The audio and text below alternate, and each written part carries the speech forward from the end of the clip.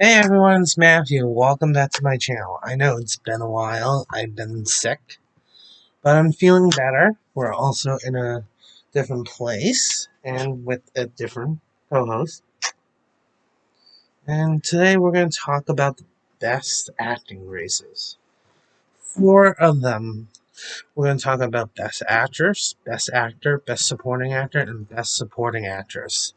Now, since the last time we met, both the Globes, the SAG Awards, and the Critics' Choice have all come out now, and we're going to talk about them. We're going to talk about the acting races and how that's changed and how there's people who are locks and their spots still missing.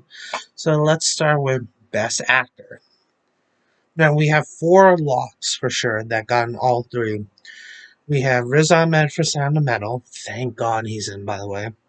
Chadwick Boseman for Ma Rainey. Anthony Hopkins for The Father, and Gary Oldman for Mank. But there's still a fifth spot that's still kind of a mystery, because we have Tahar Rahim from The Mauritanian, who got in at the Globes. You have Stephen Young from Minari, who got in both at the Critics' Choice and the SAG Awards. That was a big one for him. And also you have Delroy Lindo, who got in Critics' Choice.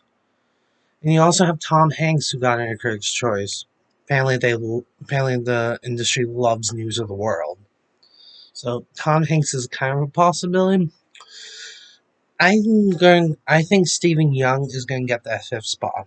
I think he's going to get a BAFTA, which will lead him to the Oscar nomination.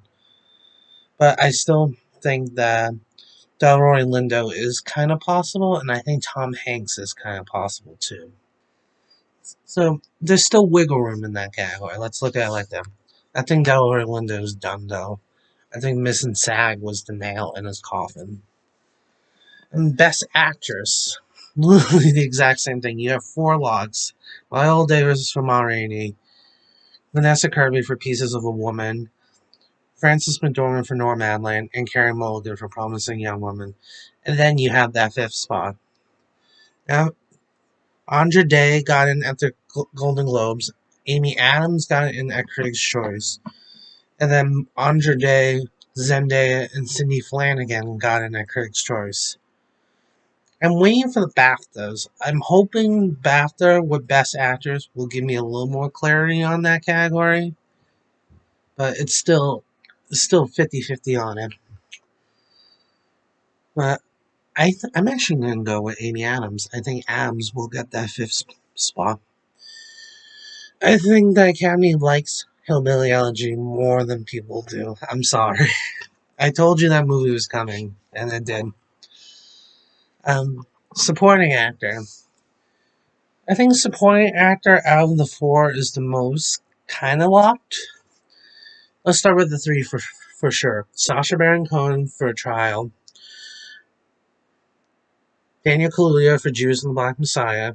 And you have Leslie Odom Jr. from One Night in Miami. Those three got in everywhere. I think in fourth you have Chadwick Boseman from The Five Bloods that got in Critics' Choice and SAG. And then that fifth spot, I think, is going to go Jared Leto. I speak on behalf of everyone. No one expected Jared Leto to get in at the Globes or the SAG, but he got in both. He missed Critics' Choice, which was obvious. He missed BAFTA, which was obvious. Because in BAFTA, they have like a long list. He wasn't there, but again, they didn't nominate him for Dallas Buyers Club, which he won the Oscar for. So that wasn't too surprising. But I think Jared Leto is strong. I think his movie is strong, especially since it's gotten to 3 Oscar shortlists: makeup, score, and I think it was song. I can't remember that third one, but his movie got into makeup and score. So I think that's going to be interesting to see what happens with that. But I think Leto might be the fifth slot. I'm sorry about that.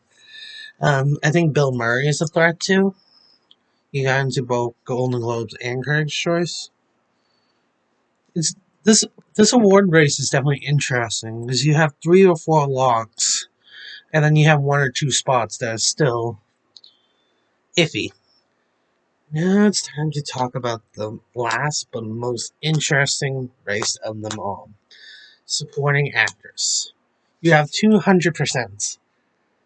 Glenn Close for Hillbilly Elegy and Olivia Colman for The Father. 2019 Best Actress Part 2. And then let's talk about Maria Bakalova. She got in Globes as lead. That's important. But she also got into SAG and Critics' Choice as supporting. Now, people are saying she's Jennifer Lopez from Hustlers. And I don't disagree with the assumption. I think if Bakalova gets in a BAFTA, I think she's in at the Oscars. But if she misses BAFTA, she's done. I think that's the biggest thing because Lopez missed BAFTA and then missed the Oscar. But if Bakalova gets BAFTA, I think she'll get the Oscar. So I think BAFTA will decide whether or not Bakalova's in or out. Now, if Bakalova is in alongside Close and Coleman, there are three potential actresses left fighting for two spots. You have Yoon Jae Young from Minari. You have Helena Zengel from News of the World. We'll talk about that in a second. And then you also have Amanda Seyfried from Mank. Now, I think Seyfried gets in for sure. The Oscars are gonna love Mank. Like they're gonna like cream their jeans when they see Meg. They're gonna love it. So that leaves Young Jae Young and Helena Zengel. Now, as I mentioned, they love News of the World, and the industry loves News of the World, but they don't like child actors that much anymore. They nominated Quincy Wallace from Beast of the Southern Wild a few years ago, but they haven't nominated Jacob Tremblay for Room or Roman Griffin Davis from Jojo Rabbit. Lately they just haven't been liking child actors. And I think that's a minus in Zangel's feather in the cap, I guess is what the word I'm looking for. Now, Zangel did get him at Globes, she did get him SAG, and she got into Young Actress at the Critics' Choice, but I don't think she's going to get the Oscar. I think Yoon Jae Young from Minari is going to get that slot. I do think that they're going to love Minari as well. And I think that's what's going to happen. Someone who could sneak in, Dominique Fishback from Judas. I think Judas could be a late contender. It could end up like the Phantom Thread, in which it underperforms all award season and then boom, at the Oscars it gets a huge push. I think that is very possible too.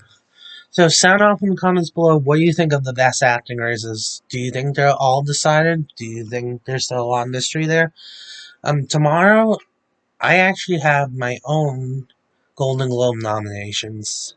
That's right, I did what I would want to be filled in that categories, in those Golden Globe categories, and you get to vote on who wins. And I'll announce the winners right before the Golden Globes on Sunday, February 28th. So that's going to be fun. Tomorrow I'll release those. Until then, have a good day and bye.